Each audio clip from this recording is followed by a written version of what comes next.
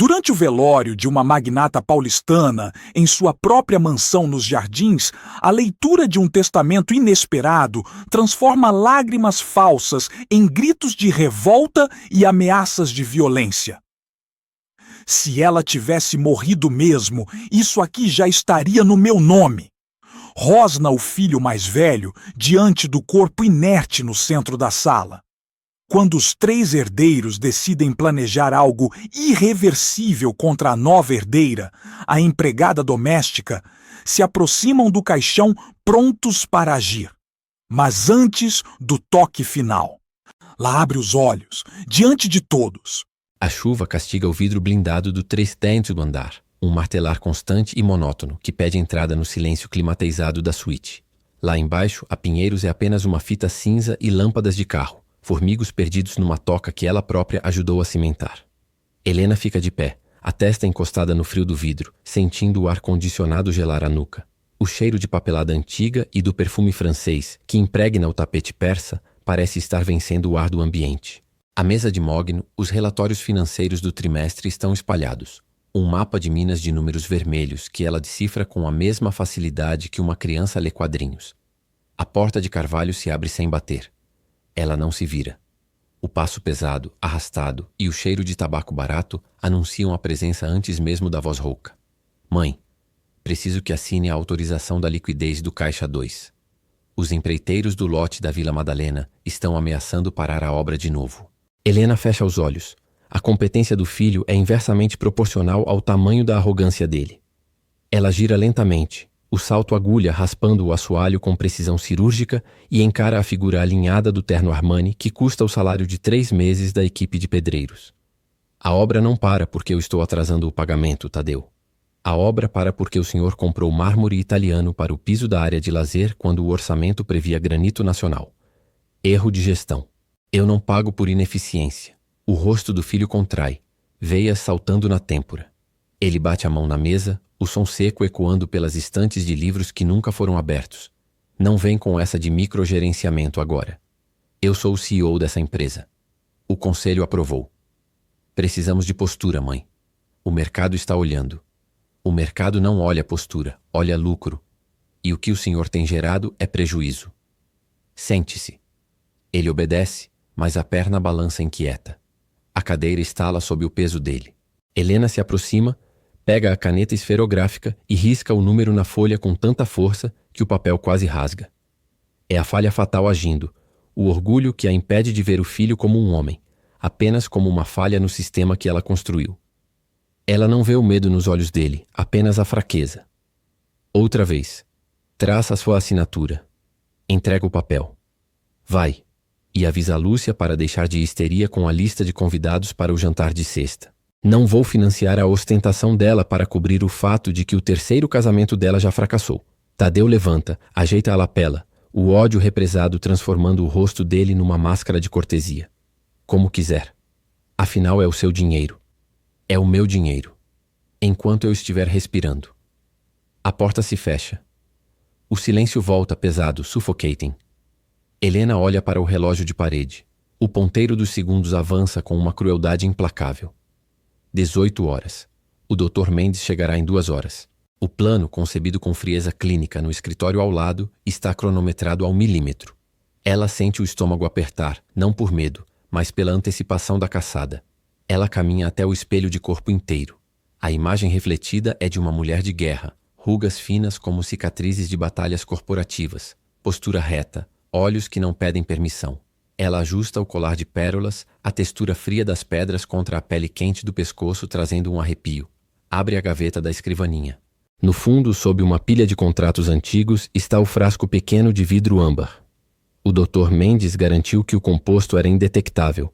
Um passeio mágico ao limbo da morte aparente por 12 horas. Tempo suficiente para um velório. Tempo suficiente para ouvir a verdade que o dinheiro silencia. Toca o interfone na mesa. A voz de Cida, doce e sólida como pão quente, corta o ar. Dona Helena? Pode descer? O jantar está servido. O Bruno já chegou e já está beliscando as canapés mesmo antes de todo mundo sentar. Helena solta uma risada curta, seca. A família está reunida. A presa está no curral. O cheiro da sopa de legumes que sobe pelo duto de ventilação se mistura ao odor da chuva lá fora. É o cheiro de lar, algo que ela não sente há décadas, apenas simula. Já vou. Ela pega o frasco, esconde-o no bolso interno do blazer. As mãos estão firmes. O coração acelera, mas a mente permanece uma câmera de segurança focalizando o objetivo final, a auditoria definitiva da própria alma. Ao sair da sala, o corredor longo é iluminado por spots de luz dourada, quadros de antepassados olhando de cima com julgamento severo. Ela caminha, o som dos seus passos ritmando a contagem regressiva. Na sala de estar, a TV está ligada num volume absurdo, um reality show qualquer, gritando confissões falsas. Bruno está deitado no sofá de couro cremoso, as tênis sujas de lama da chuva apoiadas na mesinha de centro riscada. Ele nem se levanta quando ela entra. A gente vai ter que comer essa coisa sem gosto de novo? Tadeu disse que ia pedir sushi, mas a velha aqui não deixou. Helena passa por ele sem olhar, notando a mancha de gordura no sofá de R$20.000. Nojo. Puro nojo visceral. É a consequência de nunca ter dito não com a força necessária. Mas hoje o não será absoluto. Na varanda envidraçada, Lúcia segura um copo de vinho tinto, o lápis de contorno destacando as bochechas fundidas. Ela gira o copo, o líquido manchando os dedos de vermelho. Você tá hórrida, mãe. Precisa de um retoque. As olheiras estão profundas. Parece um cadáver. Helena para no centro da sala. O trio, o ganancioso, a fútil e o parasita, forma um triângulo imperfeito ao redor dela. O relógio na parede marca 18h40. Faltam 20 minutos para o médico. Obrigada, filha. É sempre bom saber que a sua preocupação é puramente estética. Ela tira o frasco do bolso e o segura com a mão direita, escondido atrás da dobra da saia. O vidro está quente contra a palma da mão. Sente-se. A noite vai ser longa. Eles obedecem, atraídos pelo som de autoridade que usaram para dominar o mercado, mas que nunca entenderam de verdade. Helena senta à cabeceira. O cheiro da comida chega, mas ela tem fome apenas da verdade que está prestes a devorar. A chuva lá fora aumenta, castigando o vidro, como se tentasse avisar que a tempestade dentro daquela sala será muito pior. A sala de jantar é uma caixa de mármore gelado. A chuva lá fora tenta invadir, mas as vidraças blindadas seguram o furacão. O som, porém, insiste. Um bater monótono, ritmado, como dedos impacientes numa mesa de negociação que não vai para frente. Tô falando que a obra no Morumbi vai atrasar se a prefeitura não liberar o alvará. Você não entende, mãe? O mercado tá instável, preciso de fluxo. Eu não posso depender de liberação de verba toda hora. Helena aperta o guardanapo de linho no colo. A textura áspera do tecido cru machuca a pele da palma da mão. Uma âncora real num momento de loucura planejada. Ela não vê o CEO ali sentado. Vê um abutre de terno italiano impaciente pelo repasto. O cheiro do vinho tinto, aberto há tempo demais e já avinagrado, sobe do copo dele e invade suas narinas, misturando-se ao perfume exagerado da filha que mexe na salada sem comer, apenas empurrando as folhas de um lado para o outro. O alvará sai quando eu quiser. E vocês? Ela desvia o olhar lento para o caçula. Ele está debruçado sobre o prato vazio, o polegar dançando furioso sobre a tela do smartphone. A luz azul reflete nos olhos vidrados, desconectado de tudo aquilo. Pai, você tá me ouvindo? A gente tem o evento da ONG semana que vem. Preciso antecipar a verba da minha parte. A marca de carro quer exclusividade. Se eu não fechar o contrato hoje, eu perco o status. Você nem tá ligando, né? Helena sente um gosto metálico na boca. Não é da comida exótica servida no prato de louça francesa. É o medo antecipado, ou talvez a adrenalina saboreando o que vem por aí. O relógio de pêndulo na parede faz um tic-tac seco, cortando o silêncio constrangedor entre as reclamações de pedaços de herança. Eles não estão olhando para a mãe. Estão olhando para a caixa forte de carne e osso que senta na cabeceira da mesa. Vocês não perguntaram como eu passei o dia. Nem se o coração aguentou a reunião da tarde. Nem se o remédio para a pressão fez efeito. Ela leva a mão ao bolso do vestido de seda preta. O tecido é macio, mas o vidro âmbar que ela retira está frio. Cortante. O líquido lá dentro é denso. Um dourado oleoso. O Dr. Mendes garantiu que seria indolor. Um cochilo químico de 12 horas. O suficiente para enterrar a mulher que eles acham que conhecem e dar luz à verdade nua e crua. Tá tomando remédio na frente da gente agora? Que clima, mãe. Sério. A gente tá jantando. Helena levanta o copo de água mineral com gás. As bolhas estouram na ponta dos dedos, formigando, vivas. Ela despeja o conteúdo do frasco. A reação é sutil. A turvação momentânea antes da dissolução total no líquido cristalino. O cheiro de amêndoas amargas surge, rápido e enganador, logo mascarado pelo limão da água. É para o coração, para que ele aguente o que vou dizer agora. Ela bebe de um gole só. O líquido desce frio, gelado, cortando a garganta como um punhal de gelo até o estômago. O ar-condicionado central parece baixar de repente e um calafrio percorre a espinha, fazendo os pelos do braço se eriçarem. Nada disso é seu. Nem essa mesa, nem o prato caríssimo que você está rasgando com o garfo. Onde foi que eu errei? Em qual cálculo de mercadoria eu deixei de enxergar filhos para ver apenas consumidores? A sala fica quieta. Apenas a chuva aumenta a intensidade lá fora, batendo com raiva no vidro, como se quisesse arrombar a casa. O coração de Helena dispara na fúria dos batimentos finais conscientes. Não é dor, é um apagão repentino se aproximando. Uma onda de calor sobe pelos pés, queimando, paralisando os músculos lentamente. A visão periférica escurece, focando apenas nas feições confusas e ofendidas da prole. O que é isso? Tá bêbada? Às 9 da noite? Não, minha filha. Eu tô apenas cobrando um investimento. O peito aperta. A respiração falha, travando no meio da traqueia. O copo escapa da mão, batendo com força no prato de porcelana fina. O crash ecoa pela sala imensa, alto demais, assustador. O som da louça se quebrando é o som do seu domínio se fragmentando em 1000 pedaços. Mãe! Mãe! Calhe a boca! O pessoal da cozinha vai ouvir. Helena tenta segurar a borda da mesa de carvalho maciço. A madeira é lisa, mas a mão não responde. A força some dos dedos como areia escorrendo. O mundo gira. Ela vê a boca do filho mais velho se abrindo, gritando algo ininteligível como se estivesse debaixo d'água. O teto de afrescos caros e dourados desce para encontrá-la. O som da cadeira sendo arrastada bruscamente no piso. O barulho de sapatos de couro batendo no mármore em corrida desorganizada. Cadê o celular? Chama o médico. Não se aproxima, você vai deixar piorar. A última coisa que os olhos de Helena registram, enquanto as pálpebras pesam como chumbo e a escuridão a engole, não é o rosto preocupado dos filhos. É a mão do caçula enfiando o celular no bolso sem ligar para a emergência, enquanto o outro mira sem disfarce a pulseira de diamantes no pulso dela que cai sem vida. O jogo começou. E para você que acompanha essa trama até aqui, não esqueça de curtir o vídeo e se inscrever no canal para não perder o desfecho dessa família de dar inveja no diabo. A próxima cena vai ser de tirar o fôlego. O frio não vinha do ar-condicionado central, mas de dentro para fora. Era um gelo visceral, alastrando-se pelo tórax enquanto o silêncio do salão era quebrado apenas pelo som ritmado da chuva batendo nas vidraças duplas do living, transformando a mansão em um aquário submerso e sombrio. Helena, imóvel sobre o veludo cor de vinho que forrava o interior do caixão aberto, prendeu a respiração por um segundo instintivo, forçando os pulmões a aceitarem o raso ar artificial que a injeção cataléptica permitia. O cheiro de lírios era enjoativo, uma onda doce e pútrida que lhe subia pelo nariz, misturado ao odor de cera de assoalho caro que a Cida passara naquela manhã. Ela tinha calculado tudo: a dose do composto químico, o tempo de metabolismo, a reação do sistema nervoso central. Mas ela não calculara o som dos sapatos de crocodilo de Tadeu. Parados ao lado do caixão, os passos do filho mais velho não tinham o peso do luto. Eles tinham a impaciência da negociação. O enterro está marcado para amanhã às 10?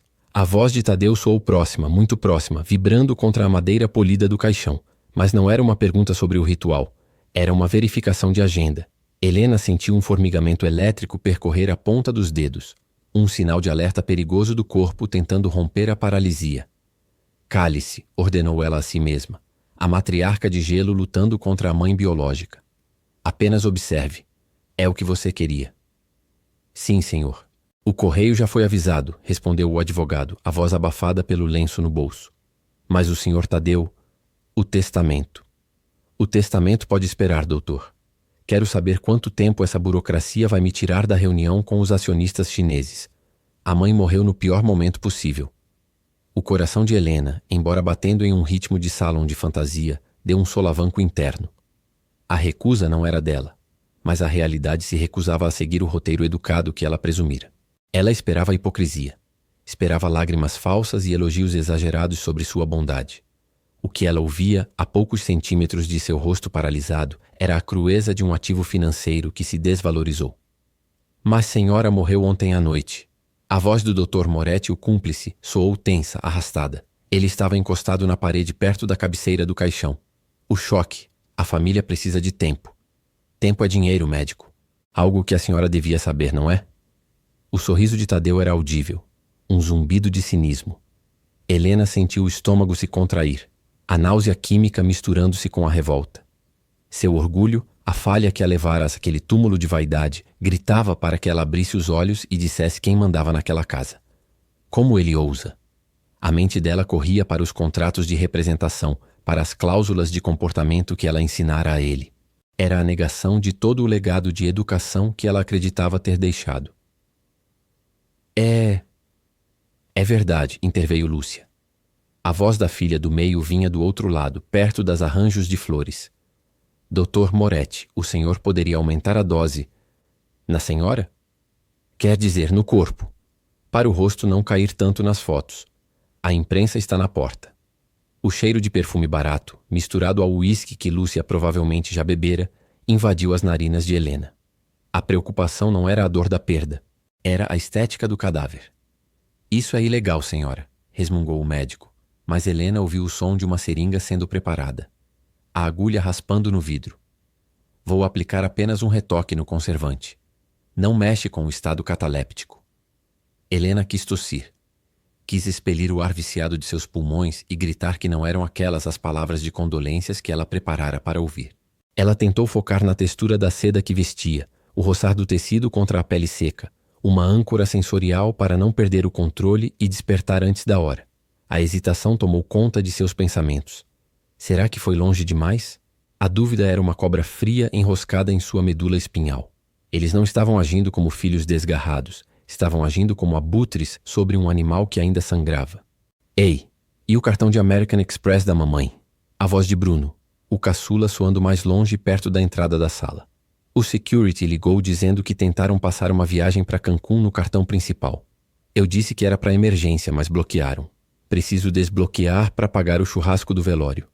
Helena sentiu uma lágrima represa, engarrafada no ducto lacrimal pela paralisia muscular, queimar o canto interno do olho esquerdo. Não era de tristeza. Era de um ódio profundo, avassalador. Era a falha do orgulho sendo retalhada pelas tesouras da realidade. Ela criara monstros, não herdeiros. E agora, aquele monstro de terno caro estava encostado na borda do caixão. Bruno. Para com isso. Tadeu, mas num tom de censura corporativa não moral. Tem gente ouvindo. Doutor, pode começar a leitura desse papel maldito logo. Quero saber o que nos cabe para mandar essa mulher para a cova e acabar com isso. O som do papel sendo desdobrado foi como um tiro de canhão no silêncio da sala. O advogado limpou a garganta.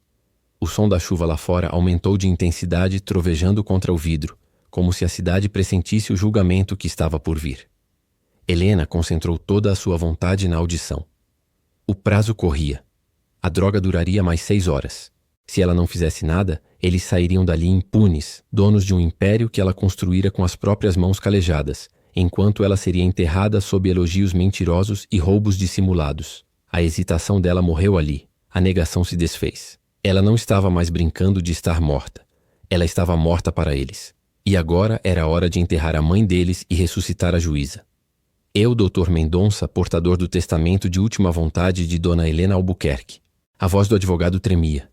A mão de Tadeu batia impaciente na madeira do caixão. Toque, toque, toque. O som da madeira recebendo o golpe do filho soava como um martelo batendo no caixão da própria cegueira de Helena.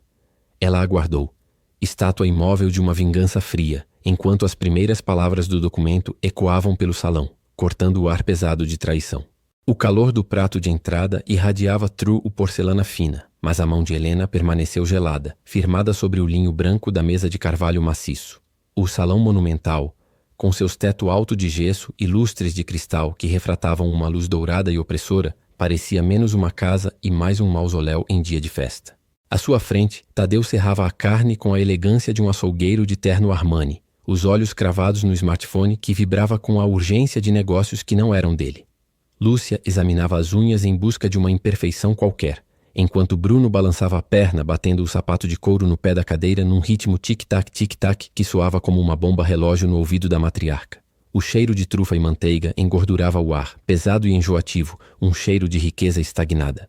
Helena encheu a taça de vinho Cabernet, o líquido rubro subindo pelas paredes de cristal até a borda exata que ela ensinara a todos, mas que apenas ela respeitava. Com um movimento casual, a mão esquerda desceu para o bolso do vestido de seda preta, seus dedos tocando a frieza metálica da seringa descartável que guardava ali como uma adaga. Não havia hesitação, apenas o cálculo frio de uma engenheira demolindo uma ponte insegura. A poção do Dr. Vargas, uma mistura de beta-bloqueadores e toxinas botulínicas em dose cirúrgica, foi transferida para o vinho em 1 segundo, o líquido vermelho engolindo o veneno transparente sem espumar. O som da chuva lá fora, batendo insistente contra as vidraças duplas do living, parecia aumentar de volume, como se a cidade soubesse o que estava prestes a acontecer. Helena levantou a taça, observando os 3 filhos. Eles não levantaram os olhos. Tadeu deu um gole largo no uísque. Bruno riu de uma piada no Instagram. Lúcia suspirou de tédio. Eles não eram uma família. Eram abutres esperando a carne apodrecer. A saúde de quem ainda consegue aguentar essa conversa de boteco, disse Bruno sem ao menos olhar para a mãe. Helena sorriu, um sorriso fino sem alegria, de quem assina um contrato de demissão em massa. O gosto do vinho era metálico, ácido, queimando a garganta ao descer. A batida do coração, que marcava o tempo como um pêndulo de ferro, começou a falhar. Bum, bum, bum, bum. O sangue gelou nas veias, espalhando um torpor congelante pelos braços e pernas. O controle absoluto sobre os músculos esfarelava-se como areia fina entre os dedos. A taça escorregou. O som do cristal estilhando contra o chão de mármore Carrara ecoou pelo salão como um tiro de canhão. Tadeu ergueu os olhos irritado. Mãe, você podia ter mais cuidado com... Ele não terminou a frase. Helena sentou o peso do corpo para trás, a visão embaçando num túnel escuro. O ar não entrava mais. A mão espasmou, derrubando-o do guardanapo de prata. Lúcia gritou, um som agudo e agourento que cortou a música ambiente. Bruno levantou de um salto, a cadeira arrastando rugosamente pelo piso, deixando um risco que nunca mais sairia. O mundo girou, o teto caindo em direção ao chão. E então, o escudo negro do nada a engoliu por completo. O silêncio que se seguiu foi absoluto, quebrado apenas pelo choro falso e histérico de Lúcia e pelos passos pesados do médico da família correndo do escritório anexo. O corpo de Helena foi transportado como um saco de batatas, o peso do seu império agora reduzido à inércia de carne e osso. Eles a levaram para o Living Central, o mesmo local onde ela havia dado festas de aniversário que custavam o PIB de países pequenos. Agora, o espaço era uma armadilha de flores brancas, velas e o cheiro doce e pútrido de lírios que cobria o odor de putrefação que ainda não existia. Helena estava lá, deitada no caixão de mogno aberto, mas não estava dormida. A mente funcionava com uma nitidez assustadora, presa dentro da casca paralisada pelo estado cataléptico. O olho, que não podia se mover na órbita, via apenas o teto escultural, e no canto da visão periférica, as silhuetas desfocadas dos filhos e do médico, Dr. Vargas. O cheiro do incenso nauseante queimava suas narinas imóveis. A chuva lá fora aumentava, transformando-se numa tempestade que fazia as janelas tremerem. Havia um cheiro novo agora. Ozônio. Suor frio. Ataques cardíacos são repentinos. A voz de Vargas soava grave, profissional, mas Helena conhecia aquele tom. Era a voz de quem cumpria um roteiro ensaiado. Infelizmente, o óbito é imediato. Tadeu grunhiu impaciente. Bruno já cochichava com o advogado da família que acabara de chegar, encharcado pela chuva. O vento uivava nas frestas, como se fosse a própria alma da casa reclamando da farsa. Doutora Vargas limpou a garganta. O som estranho no silêncio do velório improvisado. Ele se aproximou do caixão, as mãos enluvadas tocando de braço rígido de Helena. Um toque teatral para a plateia. Mas não é só isso, Vargas continuou, e Helena sentiu a tensão na sala mudar, de tristeza fingida para antecipação predatória. Há um procedimento padrão para situações de óbito repentino em famílias com ativos complexos. A senhora Helena deixou instruções específicas antes do jantar, o som de papéis sendo abertos, o cheiro de papel timbrado novo misturando-se ao incenso. Ela atualizou o testamento ontem à noite, completou Vargas. A voz do médico ecoou na cabeça paralisada de Helena. O jogo começou. As instruções são claras. A leitura deve ser feita agora, imediatamente, com todos os presentes. Se houver contestação, o documento é lacrado e enviado para a perícia criminal do Ministério Público. O que? Bem, sabem como isso atrasa o acesso aos fundos. Bruno parou de cochichar. Lúcia parou de chorar. Tadeu endireitou a coluna, o olhar fixo no envelope preto na mão do médico. A chuva batia com força contra o teto de vidro, um ritmo frenético, insistente, como uma contagem regressiva. O médico rasgou o envelope com um som seco que parecia o corte de uma guilhotina. A dúvida saíra da sala. A certeza de que o mundo deles tinha acabara de entrar. E Helena, imóvel em seu caixão, sentiu uma satisfação gelada percorrer o corpo que já não sentia dor. A porta se fechara. Não havia mais volta. O cheiro de lírios é sufocante.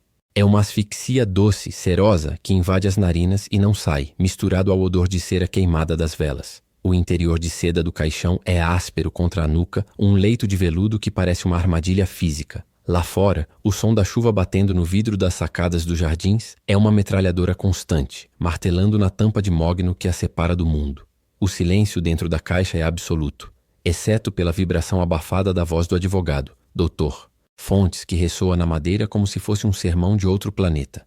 Deixo como legado universal e irreversível 95% de meus bens móveis e imóveis à senhora Cida Alves, pelo serviço desinteressado e lealdade de décadas. O choque não veio de um barulho, mas da ausência dele. O ar-condicionado, que antes zumbia baixinho, parecia ter parado. O ventre gelou. As pontas dos dedos, que já estavam frias pela indução química, formigaram com uma sensação elétrica de fúria contida. A imobilidade é tortuosa. Cada fibra muscular grita para se contrair, para sentar, para rir na cara deles. Mas ela é pedra. É mármore frio. O orgulho, essa falha fatal que a trouxe para esse caixão, grita para continuar, para ver até onde o fundo do poço vai. Passos pesados se aproximaram. O cheiro de uísque barato e desodorante caro invadiu o espaço estreito entre a tampa semiaberta e o rosto dela. Tadeu. Ela podia sentir o calor do hálito dele, quente e ácido roçando a testa morta. O som do tecido do terno dele roçando na borda do caixão. 5%? O senhor tá brincando comigo, Fontes? Minha mãe era lúcida. O tom não era de tristeza. Era a garganta raspada da voracidade, a voz de quem acabou de descobrir um erro no balanço contábil. É o que está escrito, Tadeu. A vontade dela é expressa e clara. A assinatura está autenticada. Um suspiro rouco de Lúcia ecoou. O tilintar de joias, o som agudo de um salto alto de Louboutin batendo no parquet com nervosismo, ritmando a impaciência. Aquela cidadã, a cozinheira, ela não sabe nem ler extrato bancário, vai perder tudo em apostas ou em família vasta no Ceará. A voz da filha era fina, mas com gume de veneno, saindo em um fio de voz maldoso. Isso vai para o tribunal e rápido. Enlouqueceu. O atestado de óbito prova que a mente dela já estava indo embora faz tempo. Mãe não teria capacidade para isso. A escuridão atrás das pálpebras de Helena é um cinema de horror em alta definição. Ela investiga não com arquivos, mas com a audição apurada de uma predadora. Ela nira de saber o quão perigosos eram.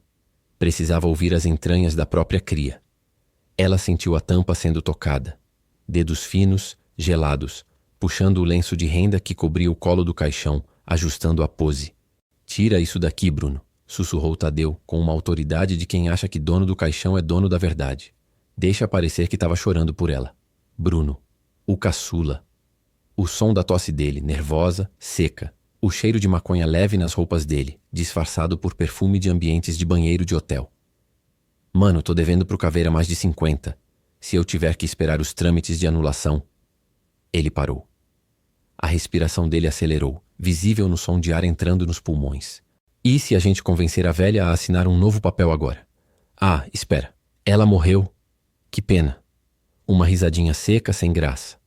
O som de alguém batendo na madeira do caixão. Toque. Toque. Toque. Como se estivesse chamando um cachorro. O desrespeito era físico, uma facada na barriga que ela não podia evitar. Tchau, mãe. Obrigada pela herança. Perdão, pela pensão de velhice. A voz de Bruno vazia, ecoando dentro da madeira.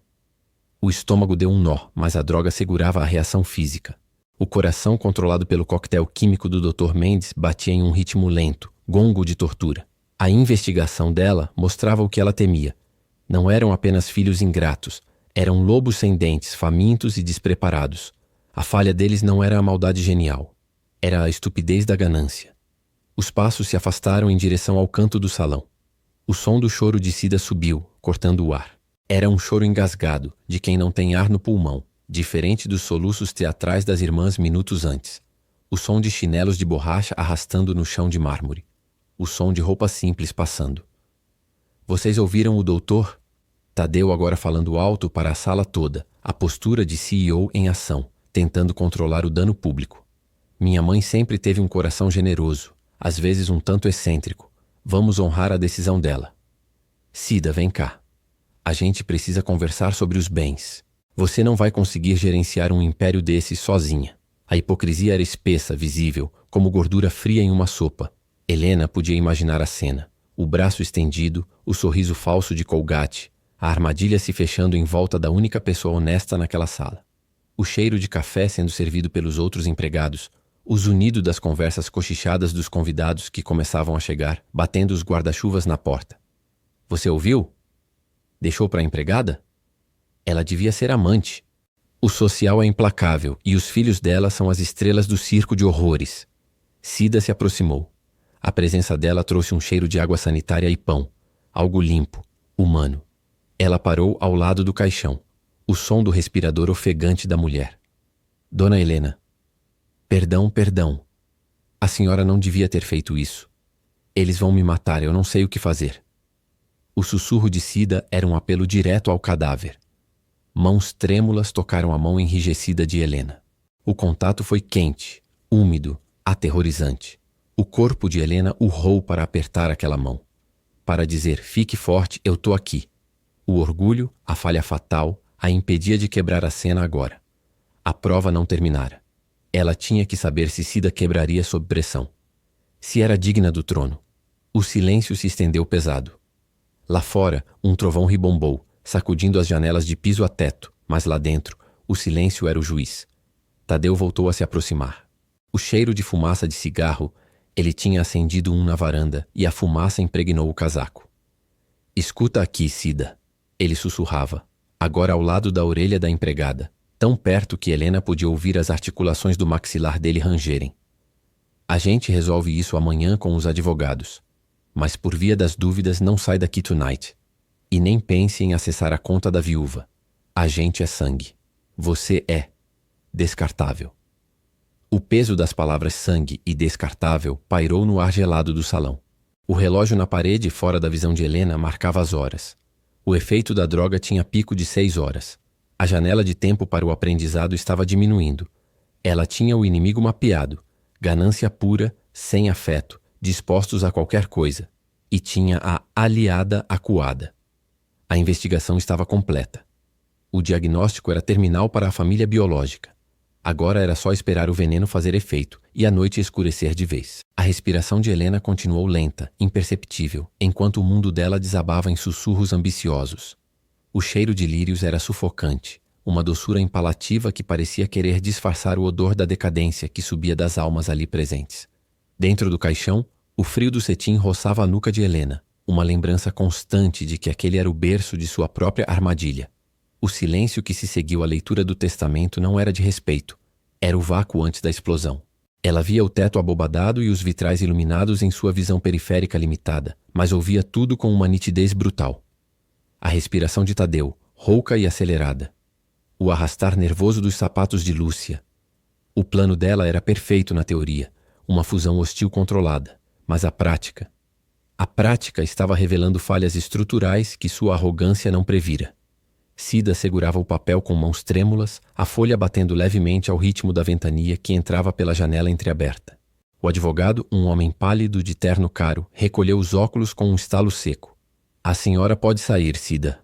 Os formalismos acabaram. Cida não se mexeu. Ela estava enraizada no tapete persa como se o solo da mansão tivesse de repente se tornado terra dura do sertão.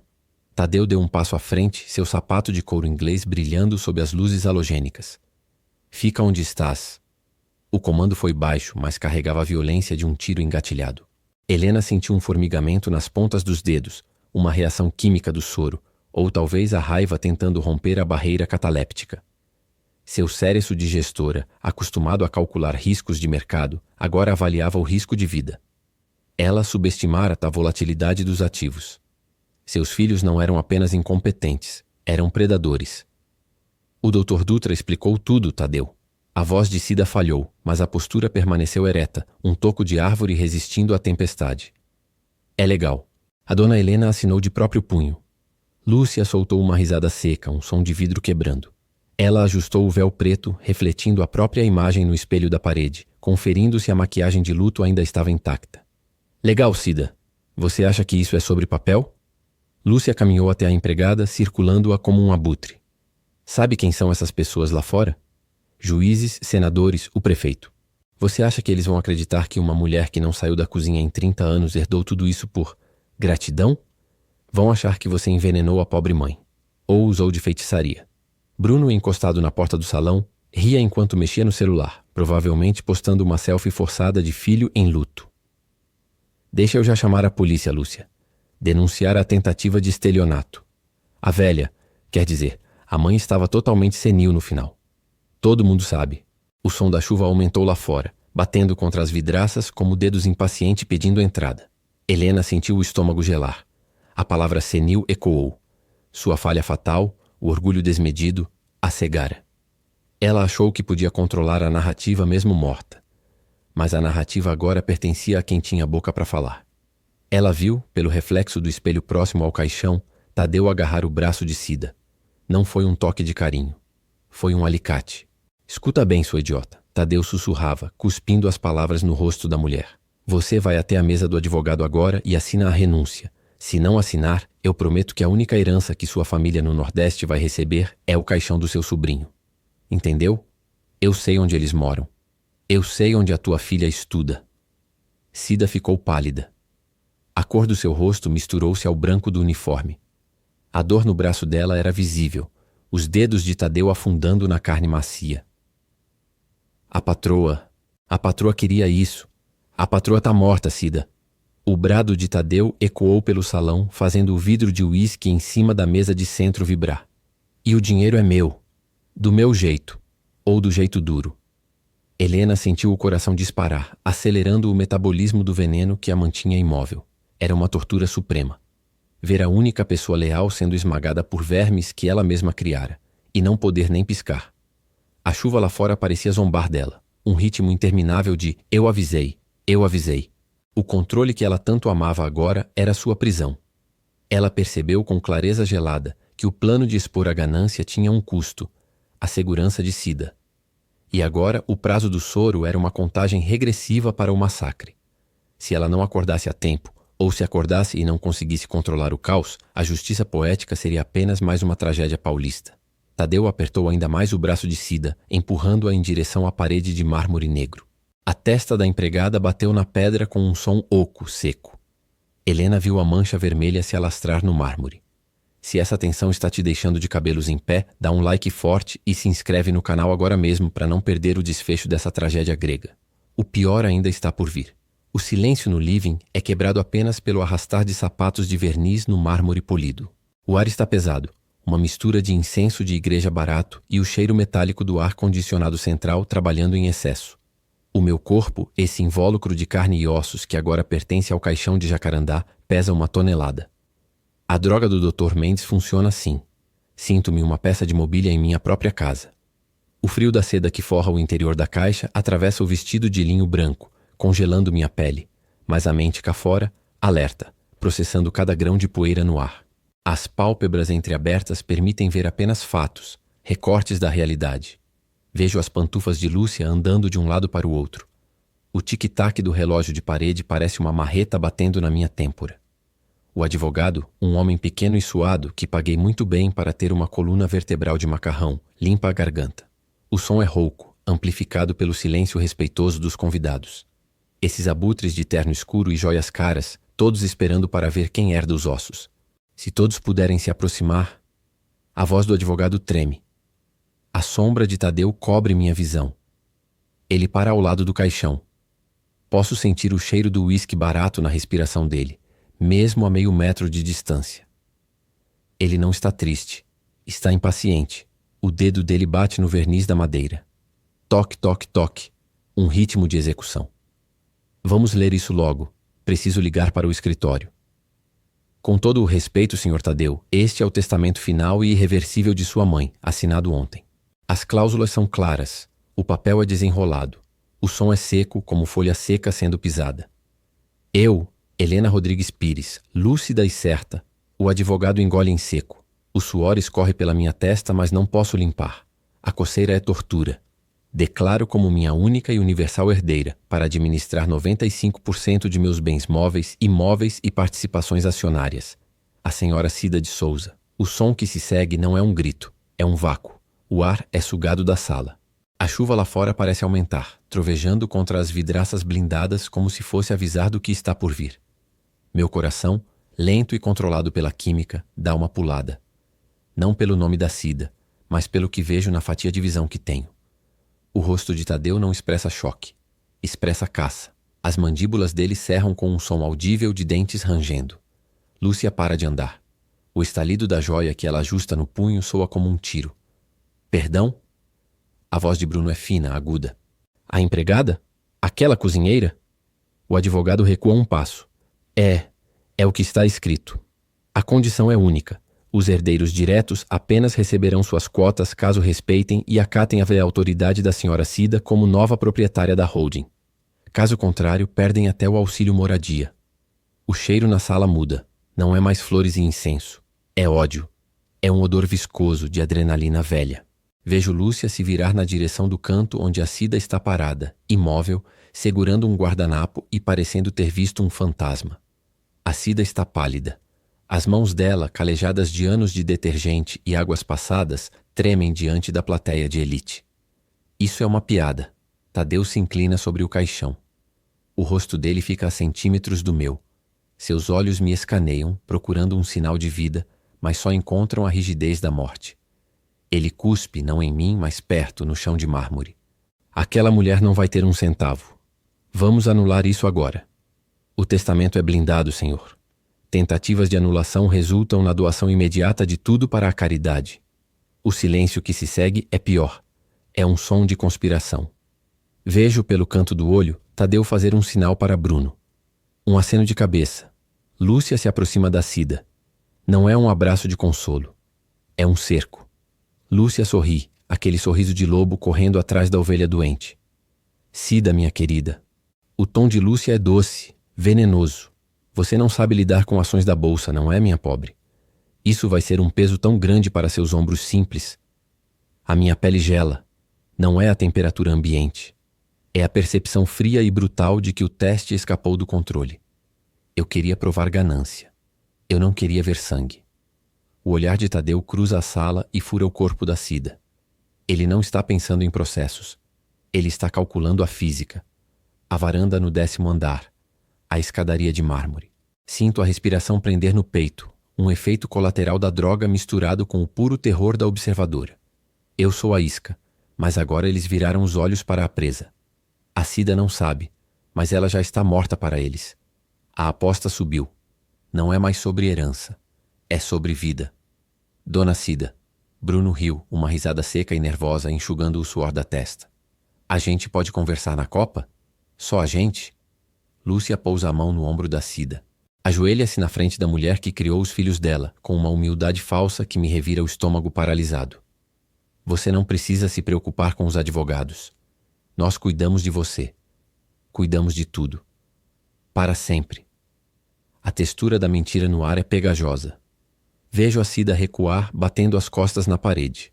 O choro dela é silencioso, diferente das lágrimas de crocodilo das filhas. É o choro de quem sabe que o chão desapareceu. Minha visão escurece nas bordas. O tempo está correndo. Tenho que acordar. Tenho que acordar antes que eles a levem para a copa. Mas meus membros são de chumbo. Sou rainha em meu próprio túmulo, assistindo ao massacre começar. O eco dos sapatos de couro na pedra portuguesa soava como um martelo batendo em prego frio. O salão estava vazio de verdade, cheio apenas de fantasmas sociais e flores que exalavam um cheiro de decomposição adocicada, sufocante. A chuva lá fora batia no vidro duplo, insistente, lavando a sujeira da cidade, mas sem conseguir tocar na podridão de dentro dali. Tadeu correu o dedo de gola da camisa italiana, o rosto vermelho, não de vergonha, mas da pressão sanguínea subindo em ondas de calor visível. Ele não via a mãe no caixão. Via cofre fechado. Cida estava pálida, o uniforme preto parecendo uma armadura de pano. Ela segurava a bandeja de prata com as 2 mãos. O metal tremendo, vibrando contra o mármore frio da cozinha gourmet integrada. O suor escorria pelas têmporas da mulher, salgando o lábio inferior, misturando-se ao batom barato que ela usara para respeitar o luto. Você acha que isso é piada, Cida? Tadeu não gritou. Sussurrou. O tom mais perigoso de todos, um som de couro velho rangendo. Ele se aproximou, invadindo o espaço vital da mulher. O cheiro de uísque importado e poder emanava dele, ácido. A patroa decidiu, Sr. Tadeu. O advogado leu. Eu só segui ordem. A voz de Cida falhou, trêmula, mas ela não recuou. Os pés descalços no chão frio buscaram atrito, garras afiadas desenhando linhas invisíveis na pedra polida. Lúcia encostou-se na bancada de granito, passando as unhas perfeitas, feitas em francesinha, pelo cabelo loiro, plástico demais. Minha mãe estava demente, Cida. Drogada. Anzol de loteria. Qualquer juiz com meio cérebro vai anular essa papelada em 5 minutos. O que acontece agora é você devolver o papelzinho e a gente esquece que você existiu. Eu não devolvo nada. Isso é direito dela, é justo. Cida deu um passo para o lado, tentando contornar a ilha central, os olhos dartelando para a porta dos fundos. Bruno bloqueou a passagem rindo, um som seco e histérico, como vidro quebrando. Ele balançava o celular na mão, a luz da tela iluminando o rosto pálido e olheiras fundas de quem não dorme à noite. Cadê o papel, Cida? Cadê? Se a gente achar, você vira só uma doméstica desempregada de novo.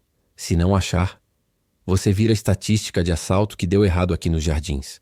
O ambiente mudou de temperatura. Não era mais uma discussão de sala de estar de elite. Era um cerco predatório no mangue. A luz do lustre de cristal parecia cortar o ar, afiada demais, pesada demais. A atmosfera engoliu o luxo e restou apenas a lei do mais forte. Cida viu a brecha. Bruno olhou para o celular por um segundo, distrado por uma notificação. Ela não pensou, apenas reagiu. 30 anos de levantar bandejas e filhos dando um impulso nervoso no sistema nervoso. O corpo disparou. Ela empurrou o banquinho de decoração MCM de frente, que deslizou no piso encerado e foi de encontro à canela de Bruno. O rapaz perdeu o equilíbrio, xingando alto, um palavrão feio que ecoou nas paredes forradas de seda. Seu desgraçada! Tadeu avançou como um touro, a gravata já frouxa. Cida não correu para a saída principal onde os convidados cochichavam. Ela conhecia a casa melhor que os donos. Ela corria para a copa, para o fundo, onde a porta dos fundos tinha a tranca antiga que ela mesma havia consertado com óleo semana passada. O som da chuva engoliu o barulho de suas chinelas de borracha batendo no chão. O coração batia forte, doendo as costelas, a pulsação martelando nos ouvidos. Lúcia não correu. Era acima disso. Mas ela gritou, a voz cortante atravessando o salão, perfurando o ar-condicionado. Pega ela, Tadeu. Não deixa ela sair com o testamento. Se ela sair, a gente perde tudo. Atropela essa vaca se for preciso. O som da correria ecoou pelos corredores. Um baque pesado, o som de corpo batendo em porta. Um grito abafado. Helena, imóvel na caixa de mogno, ouvia tudo. A respiração presa no peito que não subia, os pulmões pedindo ar que ela não podia puxar. O cheiro de lílis dentro do caixão estava asfixiante, pegajoso. Lá fora, o barulho de vidro quebrando, talvez a taça de cristal da entrada ou o próprio vaso de Murano. O caos tinha tomado conta da fortuna. Segura essa vaca! A voz de Tadeu rouca, colérica, ecoando perto do corredor de serviço. O som de algo pesado sendo arrastado. As portas de correr do living foram fechadas com um estrondo seco, cortando o acesso ao corredor que levava aos quartos e à saída de serviço. O tranqueiro acionado. Cida estava presa. O salão tinha virado uma jaula dourada. Cida parou no centro do tapete persa, ofegante, o peito subindo e descendo violentamente, manchando o tecido caro com o suor do medo. Ela olhou para o caixão. Por um segundo, os olhos dela cruzaram o mogno escuro, distante. Uma súplica muda. O silêncio no salão era absoluto, exceto pela chuva batendo no teto. Tadeu avançou de novo, desta vez sem rodeios. Ele agarrou o braço de Cida com força, as unhas cravando na pele morena, deixando marcas em forma de lua crescente. A dor foi aguda, eletrizante. Um choque que percorreu o nervo ciático da mulher. Onde está a cópia do testamento? Onde? Ele sacudiu a mulher, o rosto enxesado a centímetros dela. O hálito de uísque era nauseabundo. A bolsa de Cida caiu no chão, batendo no mármore com um som seco. Cosméticos, chaves de carros que não eram seus e um maço de papéis amassados se espalharam pelo chão. Bruno recuperou o equilíbrio mancando e veio vindo do outro lado formando a pinça. Lúcia assistia da varanda, as costas viradas para a chuva, o celular na mão gravando tudo, o rosto sem expressão, frio como uma cobra. Você não tem valor nenhum, Cida. É só lixo que minha mãe não jogou fora. Tadeu puxou o braço dela para trás, forçando a articulação do ombro. Cida grunhiu de dor, mas não gritou. Seus joelhos bateram no chão duro. Era o fim. A pressão no pulso era insuportável. O osso parecendo que vai rachar. A visão escureceu nas bordas, manchas negras dançando na visão periférica. Mas Cida não desmaiou. Com a mão livre, ela agarrou a perna de Tadeu e mordeu a canela, com a ferocidade de um animal acuado que nada tem a perder. O gosto de tecido caro e pele salgada na boca. Tadeu berrou soltando o braço e chutando o ar. Ela se arrastou para longe, rastejando, se escondendo atrás do caixão da mãe. O sacrilégio absoluto. O refúgio final. Ela encostou as costas na madeira fria, sentindo a solidez da tampa atrás das costas, a única coisa que a separava da ira dos três. O corpo tremia violentamente, um arrepio que não vinha do frio. Você vai morrer aqui, Cida. Bruno riu tirando um canivete do bolso do calça jeans, um acessório de colecionador que agora reluzia à luz das velas, uma presa de metal. Tadeu segurava a canela sangrando, o rosto contorcido em ódio puro, as veias do pescoço pulsando. A gente fala que você caiu da varanda. Acidente de trabalho. Quem vai duvidar? Uma empregada triste, endividada, que se matou de dor pela patroa. É poético até. O jornal vai adorar. A chuva aumentou, trovejou lá fora, mas o trovão dentro do salão era mais alto. Era o som da civilização caindo, do contrato social rompido. E lá, no meio, o caixão. Helena sentia a vibração da dor de Cida nas costas da madeira, a energia desesperada daquela mulher que, involuntariamente, estava salvando o legado da família, destruindo a própria carne. Era a única coisa real naquele museu de mentiras. O cheiro de ódio era mais forte que o das flores. O cheiro de lírios encharcava o ar, um perfume doce e podre que sufocava os pulmões. Dentro do caixão de mogno, a imobilidade não era apenas física, era uma prisão de carne e osso. O revestimento de cetim esfregava levemente na nuca, uma textura aveludada que agora parecia lixa. A saliva engolida com dificuldade descia pelo esôfago como ácido. O som da chuva lá fora, batendo insistente nas vidraças do salão, era o único metrônomo de uma espera torturante. O frio da casa não penetrava o caixão, mas o sangue gelava por dentro. Fim da papagaiada. Tadeu, manda aquele bando de vampiros embora. A festa acabou. A voz de Lúcia veio de cima, fina e cortante. O estalido de seus saltos no mármore soou como tiros. O tato era o único sentido que não mentia. A vibração do chão tremia enquanto os convidados se retiravam, murmúrios de pêsames falsos se misturando ao ranger de portas. O coração acelerou. O plano corria perigo. A dose da droga ainda pesava nas pálpebras, mantendo-as coladas, mas os ouvidos se afinavam como radar. Cala a boca. Você acha que a imprensa lá fora não queria saber por que a querida Cida está com esse papel na mão? O silêncio era inimigo. O médico avisou. 12 horas. Mas a realidade dos filhos tinha um tempo próprio. O tempo da ganância. Os passos se aproximaram. 3 pares de sapatos caros cercando o caixão. O cheiro do uísque barato na respiração de Bruno invadiu o espaço sagrado. Pessoal, vamos fazer isso direto. A gente pega a velha, leva para o cemitério, a gente volta e resolvemos a situação da Cida. Um empurrão, um descuido na varanda. Acidente doméstico, né? A mão de Bruno roçou no bordado do terno perto do rosto. O impulso foi eletrocutante. Abrir os olhos, berrar, arrancar a garganta dele ali mesmo. O dedo indicador tremeu, imperceptível. Uma guerra neural contra o veneno cataléptico. Nada se moveu. Apenas o peito subindo e descendo no ritmo lento de quem já partiu. Você é um idiota. Tadeu. O cheiro de couro envelhecido e tabaco. A voz pesada, dona da razão. Não pode ter suspeita. O testamento tem testemunhas. O advogado tá vendo tudo. A gente tem que fazer ela renunciar. Agora. Um grito abafado de pânico partiu do outro canto do salão. Cida. O som de um corpo sendo empurrado contra uma mesa de mármore. O som de cristal se quebrando ecoou como um estilhaço na consciência paralisada. O choro da mulher era gutural, desesperado, um animal encurralado. Tira a mão de mim, a patroa não queria isso. Vocês são uns desgraçados. A patroa tá morta, sua idiotinha. E você vai assinar a renúncia ou a gente vai jogar você lá de cima com o testamento grudado na testa. Tadeu novamente. A autoridade se transformando em violência pura. A vibração no chão aumentou. Arrastar de pés. Cida estava sendo carregada para perto da varanda. O medo agora era tangível. Um gosto metálico na boca. O som de um tapa. Seco. Grito mais alto. A respiração forçada dentro do caixão virou um turbilhão. Se o coração disparasse agora, o jogo acabava. Eles veriam o peito subindo. Mas a indignação era mais forte que o medo. Cida, a única alma limpa naquela casa de monstros, estava sofrendo a punição pela lealdade que Helena tanto cobrou. Segura ela, Bruno. Não deixa ela sair. Lúcia, histérica. Se ela sair correndo com esse papel, nós estamos ferrados. O ruído de luta. Mobília sendo derrubada. A biblioteca antiga de Helena sendo revirada na briga. O teste. O pensamento foi um raio. Eu queria ver a ganância. Eu não queria ver um assassinato. A falha fatal. O orgulho de achar que poderia controlar feras selvagens usando apenas papel e tinta. A ironia amarga foi cortada pelo som de um vidro sendo arrombado. O vento da chuva entrou no salão gelado, trazendo o cheiro de asfalto molhado e poluição. A temperatura caiu de repente. Tadeu não! Vai matar ela! O medo na voz de Bruno finalmente. O covarde sentindo o peso do crime real. Não tem outra saída. Tadeu ofegante, o esforço físico visível na rouca da voz. Se ela morre, o testamento perde o objeto. A gente alega coação emocional, loucura da velha. Doutor Samuel nem vai poder contestar.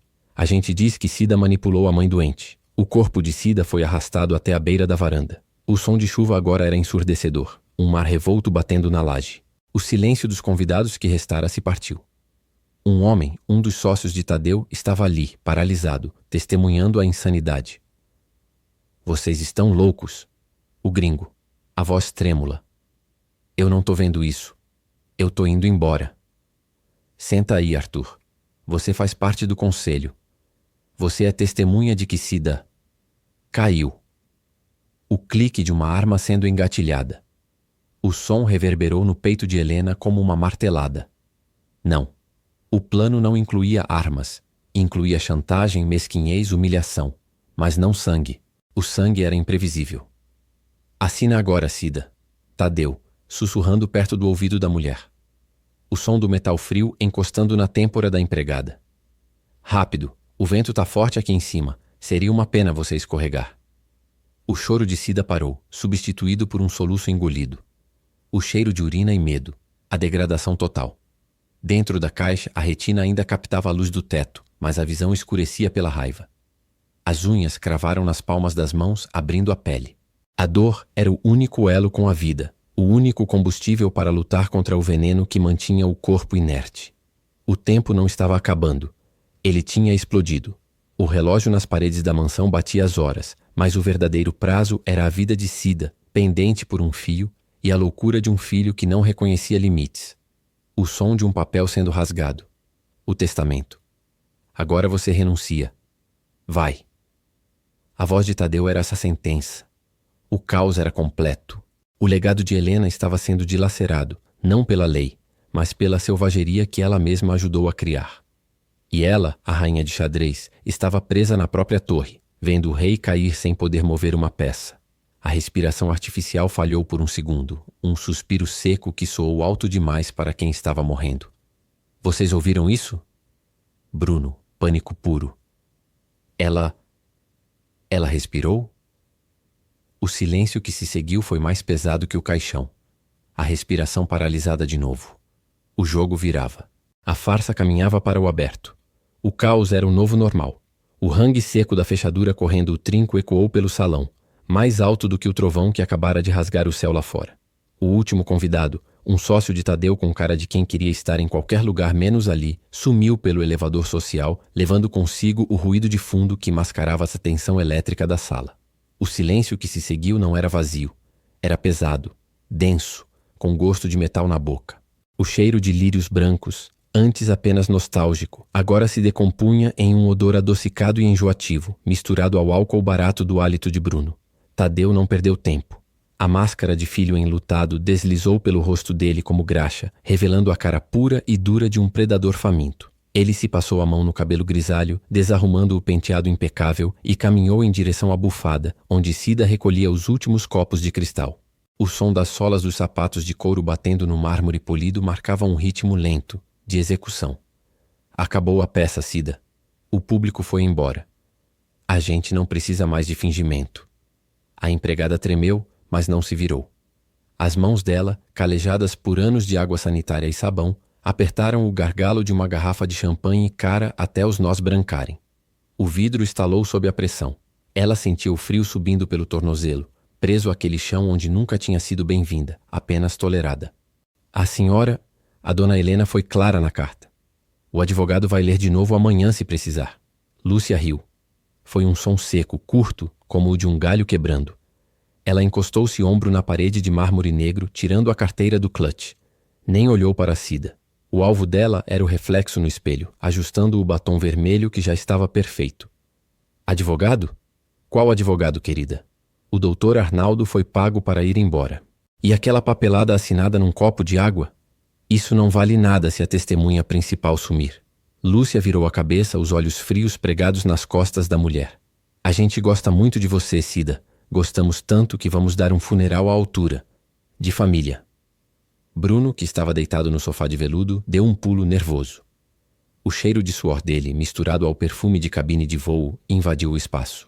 Ele estava limpando a unha com um canivete pequeno, a lâmina brilhando sob a luz dos candelabros. Para com isso, Lúcia. Vamos direto ao ponto. A agiota liga às 6 da manhã. Se eu não tiver o grana, eu corto a minha orelha, não a dela. Bruno se levantou, cambaleando um pouco, e bloqueou a saída da cozinha. Moça, você assina a renúncia da tutela agora, ou eu te jogo da varanda. Os vizinhos vão achar que foi a emoção da herança. Deu tilt na cabeça da pobre coitada. Tadeu avançou. O impacto da mão dele no braço de Cida foi seco. Ela soltou a garrafa. O cristal bateu no chão e explodiu em 1000 estilhaços, espalhando vinho espumante pelos pés caros de Tadeu e no vestido simples de Cida. O líquido escorreu quente e pegajoso, parecendo sangue no piso branco. Você acha que a minha mãe ligava para você? Tadeu sussurrou, puxando Cida para perto. O hálito de uísque era um golpe no rosto dela. Era piada. Ela queria nos ver doendo. Você era só a ferramenta. E agora a ferramenta quebrou. Cida recuou, sentindo as costas baterem na mesa do buffet. Não havia para onde ir. A sala era uma armadilha dourada. Lúcia fechou a cortina pesada da varanda, isolando o apartamento do resto do mundo, transformando o velório num caixão hermético. A chuva lá fora batia mais forte agora, um tapete de som contínuo que engoliria qualquer grito. Eu não assino nada. O que é da dona Helena é dela. Se ela quis me dar, é porque confia em mim. Eu guardo isso com a minha vida. Exatamente. Bruno deu um passo, o canivete na mão. É a vida que a gente vai pegar. No centro do salão, imóvel sob o veludo preto e o aroma de cera queimada, Helena sentia a crise bater com a força de um bisturi. O frio da catalepsia ainda retinha os músculos, mas a mente dela gritava dentro do crânio. A visão periférica captava tudo. O brilho da lâmina do canivete, o suor na testa de Tadeu, o terror puro nos olhos de Cida. O plano tinha funcionado demais. Ela não tinha apenas exposto a ganância, tinha libertado o monstro. A droga mantinha o peito parado, o coração batendo em um ritmo de hibernação forçada, mas uma corrente de adrenalina começava a vencer a barreira química. O dedo mindinho da mão direita deu um estremeção imperceptível, uma pequena faísca em um mar de escuridão. Lê ela para lá. Tadeu empurrou Cida em direção à sacada de vidro. Vamos resolver isso como se resolve na construção. Quando o material estraga, a gente joga fora. Cida tropeçou nos cacos do copo. O vidro cortou o tornozelo dela, manchando a meia de um vermelho escuro que brilhava contra o mármore. Ela caiu de joelhos, sem forças para levantar, rodeada pelos 3 lobos em vestidos de grife. O som da chuva parecia estar dentro da cabeça dela agora, um zumbido ensurdecedor. Não façam isso, por favor. A patroa está vendo. A alma dela está aqui. A alma dela está no inferno, igual a nossa vai estar se a gente não pegar o dinheiro. Bruno riu, agachando-se ao lado dela e passando a lâmina fria no pescoço de Cida, apenas encostando. Então se levanta e vai assinar o papel, ou eu corto aqui. Lúcia olhou para o relógio de parede impaciente. Faltam 2 horas para o nascer do sol. Se o corpo sair para o cemitério antes da polícia chegar, a gente ganha tempo suficiente para limpar tudo. Vamos, Tadeu. Termina com isso. Helena lutou contra o peso que a esmagava. Cada fibra do corpo doía, pedindo movimento. O orgulho que a tinha levado a deitar naquele caixão era a mesma cadeia que a impedia de salvar a única pessoa que realmente amava. A noite escura tinha chegado não para os filhos, mas para ela. O erro final. O julgamento onde ela seria a espectadora impotente da própria tragédia. Mas então, a raiva, antiga, silenciosa e poderosa, queimou o gelo nas veias. O som da voz de Bruno ameaçando Cida ecoou como uma sirene de guerra. Dentro do caixão, sob as flores murchas e o silêncio sagrado, o pulso de Helena acelerou. Uma vez. Duas. O tempo estava acabando. O escuro era absoluto, mas não silencioso. O som da chuva chicoteava o vidro das imensas janelas, um ritmo frenético que batia no mesmo compasso do sangue retornando, doloroso e lento, pelas veias. O cheiro de lírios e cravos, tão forte que parecia uma nuvem física, sufocava o pulmão que recomeçava a trabalhar.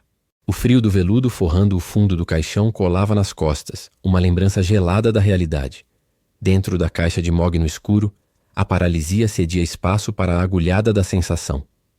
O dedo mindinho da mão direita formigou, um choque elétrico percorrendo o nervo adormecido. O controle voltava, mas o ódio já estava lá, intacto, esperando apenas os músculos responderem. Assina essa papelada agora, Cida. Não sou eu quem vai te jogar lá de cima, é a sua própria burrice. A voz de Tadeu não era um sussurro. Ecoava pelo salão de mármore, destituído de qualquer reverência. Lá fora, o trovão roncava, abafando os gemidos abafados da mulher encurralada. O ar estava pesado, úmido, carregado de um cheiro de álcool barato e desespero. Tadeu, o senhor não tem coração. Essa pobre mulher está tremendo. Deixa eu pegar o documento, eu convenço ela. Fica quieto, Lúcia. Tu já fez o teu papel fingindo viúva há 3 horas. Agora é sangue na minha mão ou dinheiro no nosso bolso? Helena forçou as pálpebras. A resistência era física, como se o próprio corpo se revoltasse contra o retorno à vida. A luz do salão, baixa e dourada, invadiu a retina de forma brutal. Tudo estava embaçado, manchas de cores se movendo à distância.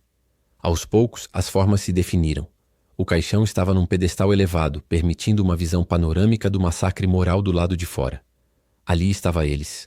Tadeu de costas, postura de predador, a camisa social suada e amarrotada. Lúcia encostada na mesa de mármore negro, segurando uma taça de champanhe vazio com mãos trêmulas, o olhar perdido e viciado no resultado final. Bruno no canto, agachado como um animal roendo os móveis, olhando para a varanda que dava para a chuva torrencial em São Paulo. E Cida. No centro, pequena, o uniforme de doméstica manchado de lágrimas e suor, segurando a pasta de documentos contra o peito como um escudo. Eu não assino não, doutor Tadeu, a patroa mandou. A patroa disse que era para eu guardar. A patroa tá morta, seu lixo. Cadáver não manda em nada. O movimento foi brusco. Tadeu avançou.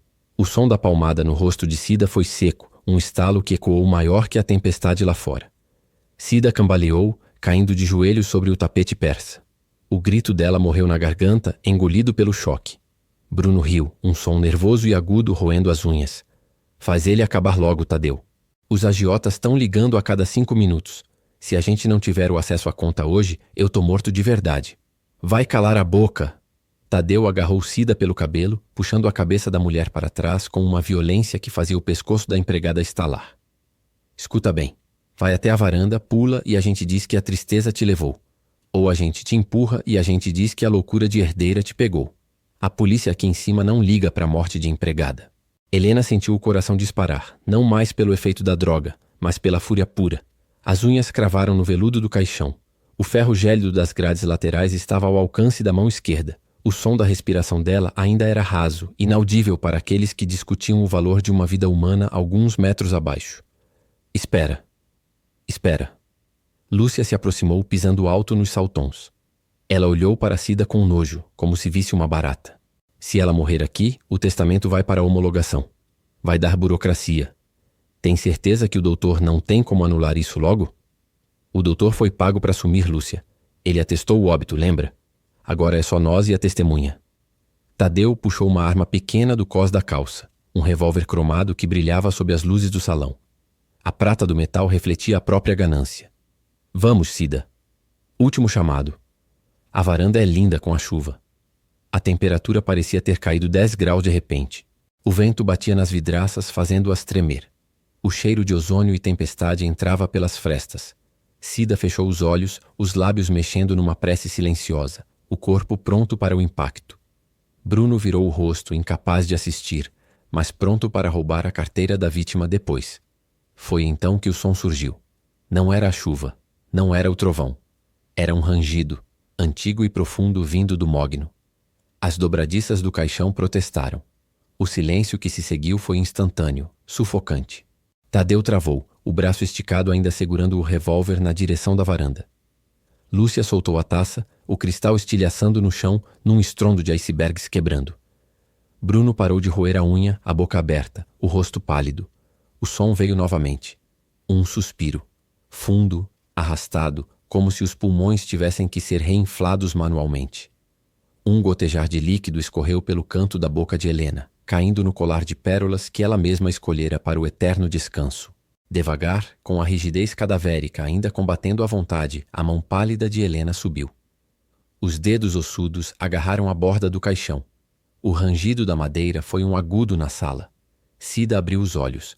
O terror de Tadeu deu lugar a um quadro de horror puro, psicológico. Ele deu um passo para trás, a arma tremendo na mão. Mãe? A voz de Bruno saiu fina, um fio desprezível. Mãe, a senhora tá morta. Helena sentou-se. O movimento foi fluido, majestoso e aterrorizante. O cabelo, perfeitamente penteado, não se moveu 1 milímetro. Os olhos dela varreram a sala, laranjas e frios focando em Tadeu e depois na arma. Morta é a alma de vocês. A voz rouca, mas potente, carregou o peso do julgamento. Coloca essa arma no chão, Tadeu, antes que eu te mande para a cadeia com a mesma facilidade com que te coloquei no mundo. Lúcia soltou um urro de pânico, caindo de joelhos, arrastando-se pelo chão de vidro. Perdão. Mãe, perdão. Era teste, né? A senhora estava testando a gente. Eu não queria fazer nada, era o Tadeu. Tadeu obrigou. Cala a boca. Helena levantou um dedo sem desviar os olhos de Cida, que ainda estava ajoelhada, hipnotizada. Cida. Levanta. A empregada gaguejou, tentando encontrar as pernas para se erguer. Tadeu, em um último arroubo de desespero e loucura, apontou a arma para o caixão. Se você está viva, você morre de novo agora. O dinheiro é meu.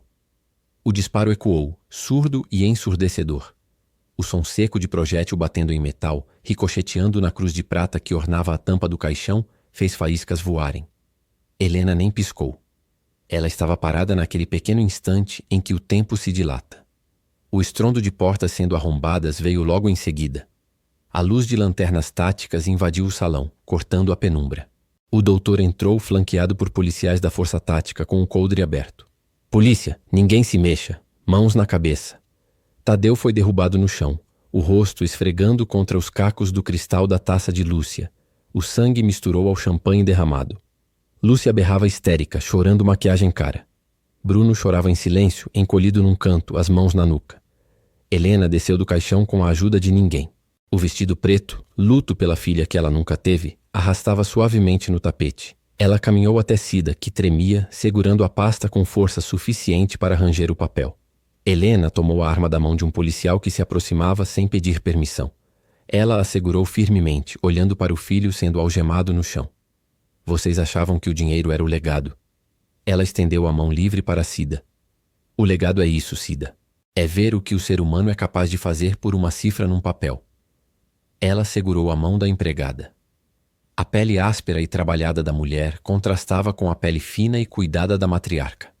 O contraste perfeito. Tira eles da minha vista.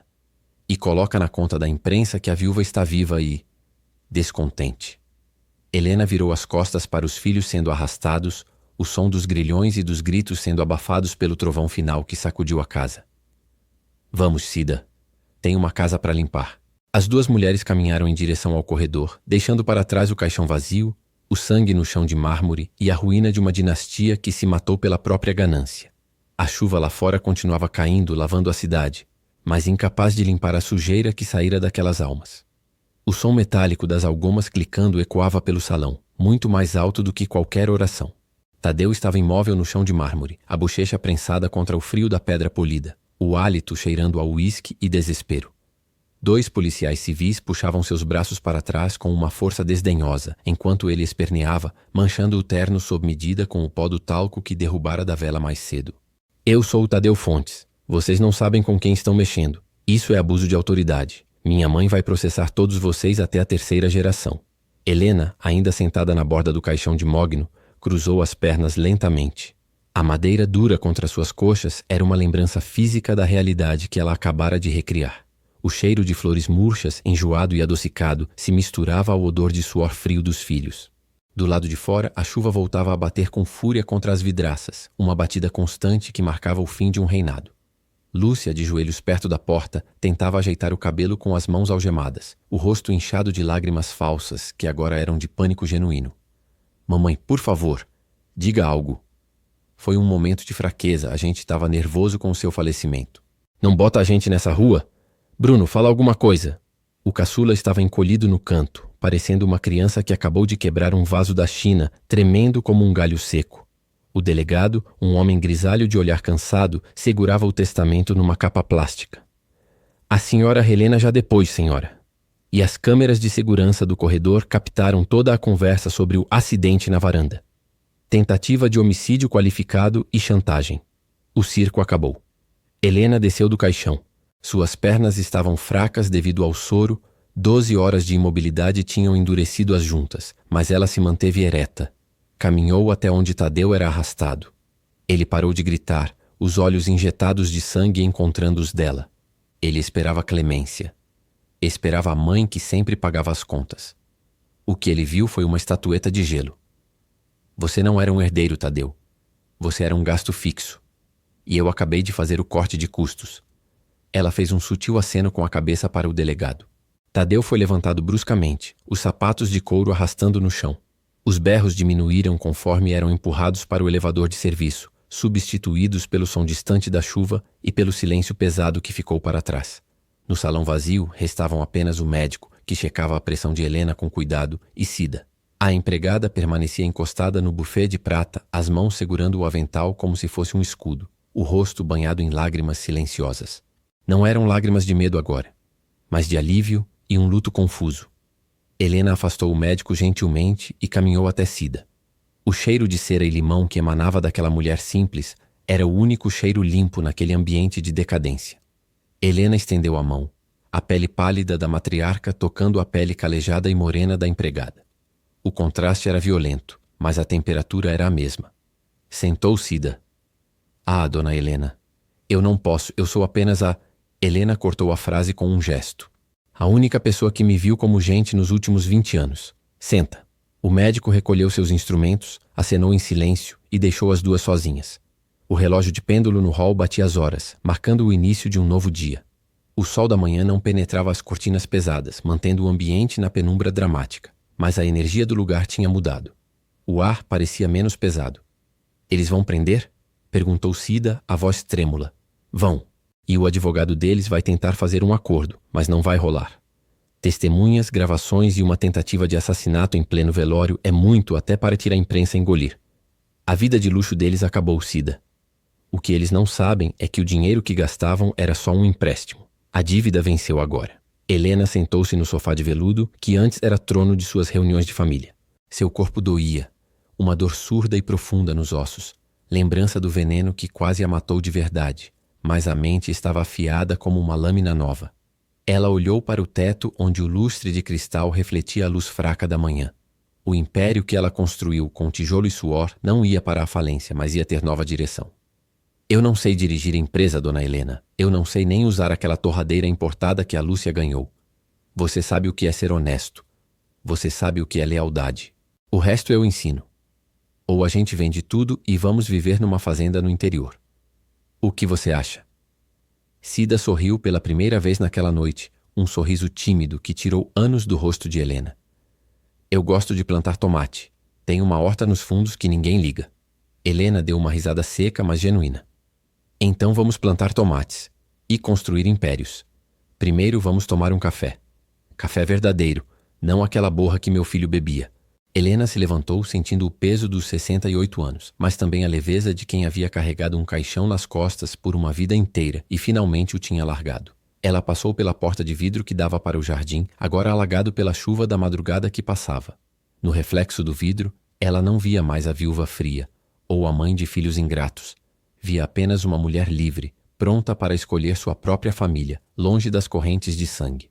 Se essa reviravolta deixou você de queixo caído e você quer ver mais histórias onde o justiceiro usa sapato de salto alto e charme de sobrado, dá aquele like forte e se inscreve no canal agora mesmo. Até a próxima!